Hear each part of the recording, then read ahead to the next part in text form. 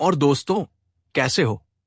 इस चैप्टर की starting past screen से होती है, जहां हम जियो को देखते हैं, जिसके सामने येरिन की डेड बॉडी पड़ी होती है और वो खुद से ही कह रहा होता है, मैं येरिन को जान से नहीं मारना चाहता था।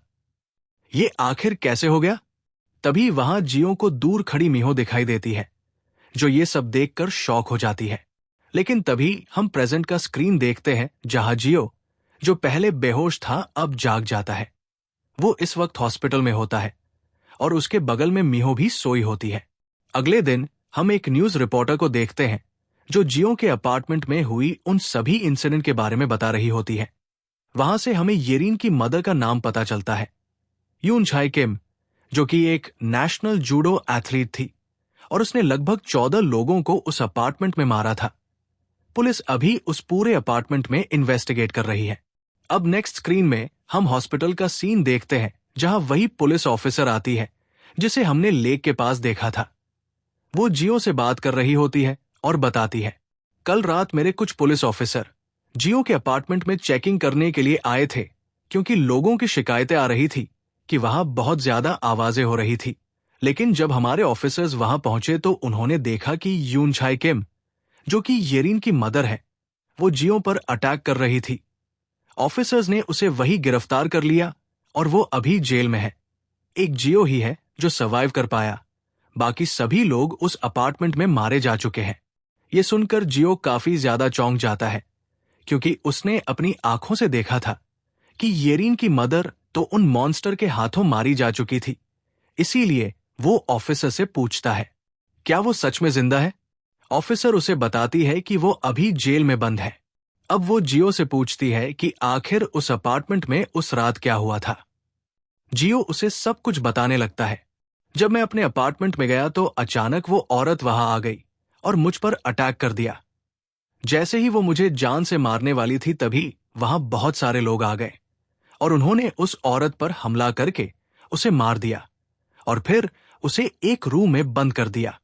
लेकिन उस पुलिस ऑफिसर को जियो की बातों पर बिल्कुल भी यकीन नहीं होता, क्योंकि वही अकेला बचा हुआ सर्वाइवर था और उस अपार्टमेंट के सारे लोग मारे जा चुके थे और येरिन की मदर भी अभी जेल में बंद है।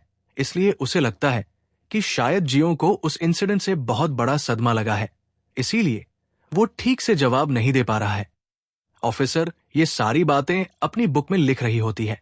अब वो ऑफिसर जियो को आराम करने को कहती है, क्योंकि वो अभी ठीक से जवाब नहीं दे पा रहा होता, और फिर अपने दूसरे ऑफिसर जिह्योक के साथ हॉस्पिटल से जाने लगती है।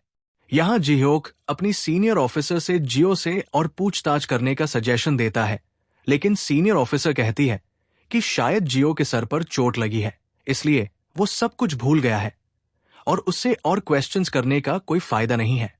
लेकिन तभी वहां एक डिटेक्टिव सियोकडो एन आ जाता है और वो सीनियर ऑफिसर के कान में कुछ बोलने लगता है।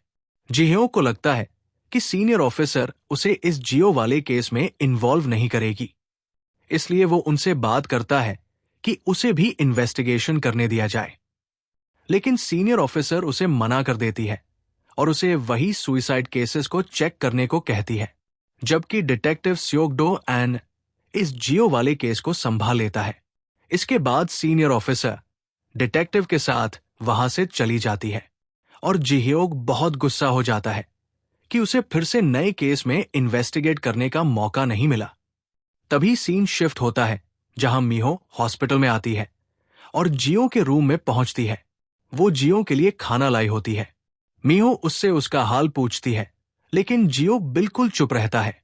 मीहो उससे बात करने की कोशिश करती है, पर जियो अपने ख्यालों में गुम होता है और कोई जवाब नहीं देता। जब मीहो उसे खाना खिलाने की ट्राई करती है, तब जियो गुस्से में बोलता है, मुझे अभी अकेला छोड़ दो, मुझे किसी की भी जरूरत नहीं है। यह सुनकर मीहो को लगता है कि अभी जियो को अकेला छोड़ देना ही सही होगा और वो रूम से निकल जाती है। कुछ दिन बाद हम देखते हैं जियो अपनी मॉम के घर पहुंचता है। जियो जैसे ही अपनी मॉम को देखता है, वो रोने लगता है और उनके गले लग जाता है। उसकी मॉम बहुत ज्यादा शॉक हो जाती है और पूछती है कि आखिर क्या हुआ, लेकिन जियो कुछ नहीं बोल पाता और बस रोता रहता है।